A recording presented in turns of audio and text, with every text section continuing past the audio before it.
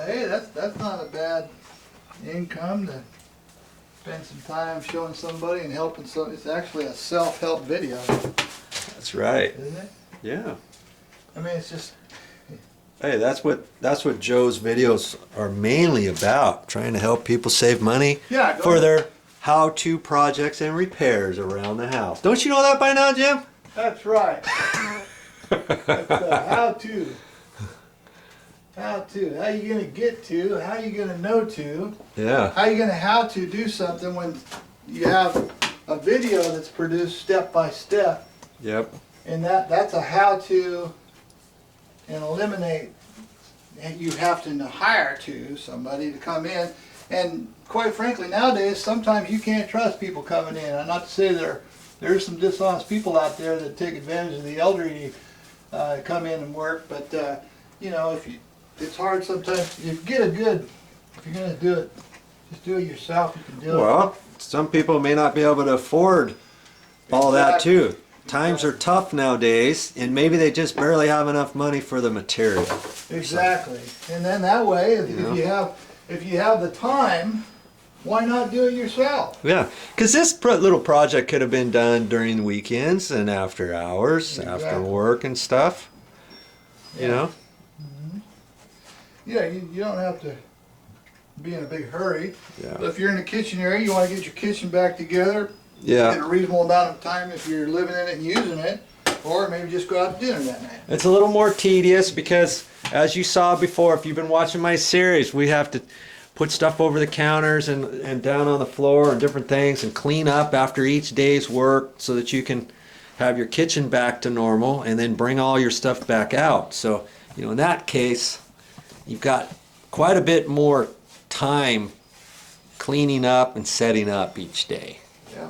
But you know what? If that's how you need to do your job by Joe, then that's how you need to do it. That's exactly it. Yeah. Watch, learn. It's better than walking 5 miles to school in the snow 10 feet deep like our parents used to do, right, Jim? That's right. You always hear those stories. Yeah. Well, yeah. if you gotta pull plastic off and clean up your kitchen a few times to do your job, I'd say that's a pretty fair trade-off. Small inconvenience, but a great payoff. Small inconvenience, you know, like, you know, nowadays everybody wants a quick, hurry up. Well, sometimes when you hurry up, you'll miss a step and you won't get the job that you deserve because it's hurry up, instant. So, Yeah. don't get in a big hurry. That's the number one thing.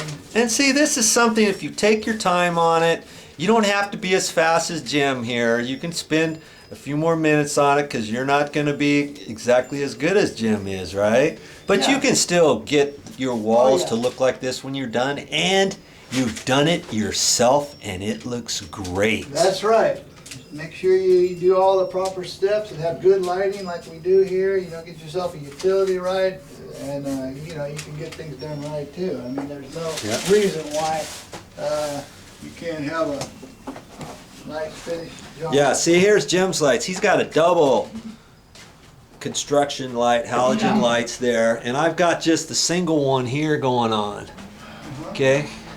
So you make up your own mind, but lighting is vital, especially when you're doing sheetrock patches and repairs and doing painting and that kind of stuff. That's right. Yeah. So here I am up here on the ceiling now. I'm just going to cut this real quick on here. And I'm not too concerned about getting it perfectly close and clean. I'm just getting it, because we're doing crown molding. Yeah. And this is You're just doing this just because you want to do it. You don't necessarily have to cut this in right now, do we? no, not really, but I like to get it all sealed with the eggshell finish and the just because it's, and it's just going to take a few minutes to do it.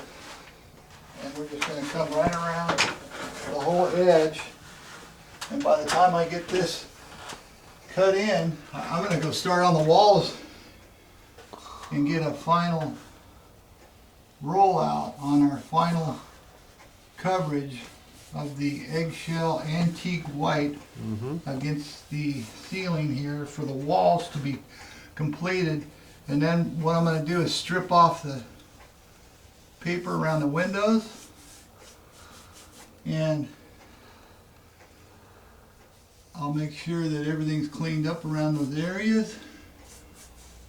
And then the last thing I'll do after I trim out the base and the door jamb is run the caulking and check the windows. Okay. And that'll be the last step in the finalization of the job on this phase until the crown gets up.